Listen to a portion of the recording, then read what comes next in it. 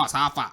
I know say you no be number 9, no. But you suppose dey help us put body small for that front. Wetin you mean? My body no dey front. Dem pass ball give me I say I no go score goal. Ross, calm down. No be say na quarrel. I just say make I talk because we no even get one shot on target for the whole 90 minutes. I just dey bench dey look as dem dey scatter una. Coach, you know why him put you for bench here? Ross, I tell you say no be quarrel. Wetin dey worry yourself? Make una calm down. No! Why you gonna talk to me like say na only me dey play attack? Palmer no dey there. Sancho no dey there. No call my name, oh. I no want wahala this afternoon. 12 na waste of money, I swear. You and this blue blum blum. No try yourself, oh. Call me blue blum blum again. Overhyped wasted academy product. Your father for there. Oga, wetin dey worry you na? You wan injure me? You lucky say that thing no touch me. Wetin dey worry una na? Make una calm down. We get too much injury already. Una still wan give una self injury. If this one get injury, we no go even notice her. How person go dey get -5 shots on target? Okay now, come strike. All this one wey una dey para for una self. We get Aston Villa next week, oh. Watkins and Rashford no go carry us joke, oh. Na true, sef. Time to reunite with my old buddy.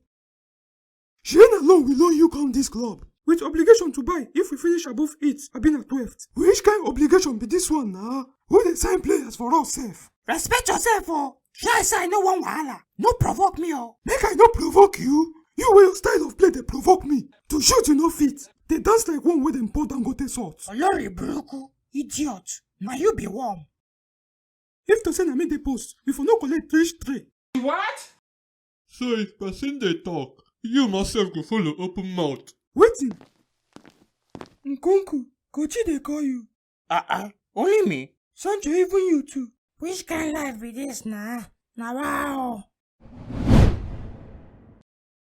Coach, abeg, we dey try our best. Shut up! Ayaya! Man United, 15th position. My Lord and my God. Omo, wetin we dey do for here now? Una wan make we go relegation? Mathematically, we no fit go relegation, given the number of games wey remain. Who teach you maths for school? It's like the guy skip maths class. He don do for you. This na the worst season I don ever experience for this club. 15th? Haba now. Casemiro, Bruno, Garnacho. Me sef don tire. E get one fan when I read in comments. He say to be Man U fan now na loyalty test. Na wetin we want make our fans dey go through. Forget fans first. We ourselves, we no get dignity. As world base don go Betis, maybe na why we no strong again.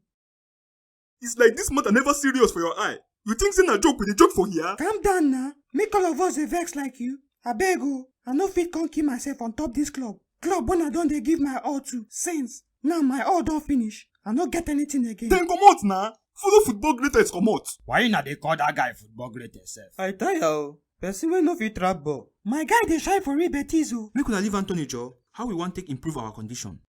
If you ask me, I go say make we just start from now dey prepare for next season. This season don finish for us. Na this kind nonsense talk dey cause make person go relegation. We no dey go any relegation, Joe. We just need only 6 to 9 points to mathematically comot. Where you wan see 9 points from? See question o. If we no fit hustle 9 points from 14 of 13 games, our own don finish na. We no deserve to dey Premier League again. In case we no see points, make I quick talk am now. I no dey follow na go any championship o. I go flood my kaya, even if na to go Bournemouth. This boy, you know well. You just dey collect money from this club. Na money make me dey play ball o. I no know about you. Na God go help us for this club. God no fit help this club o. Na devil full everywhere.